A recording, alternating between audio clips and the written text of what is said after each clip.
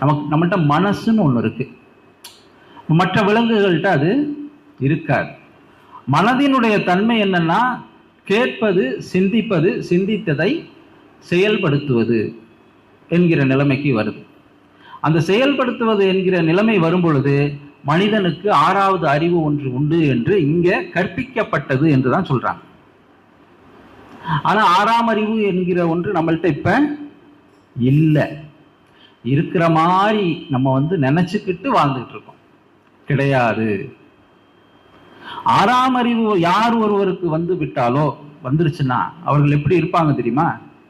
அன்பின் நிலையாக, ஆனந்தத்தின் களிப்பாக, அந்த மதபேதம், ஜாதி பேதம், நிறபேதம், இனபேதம் எல்லாவற்றையும் கடந்த ஒரு அறிவாகத்தான் இருக்கும். அப்ப என்ன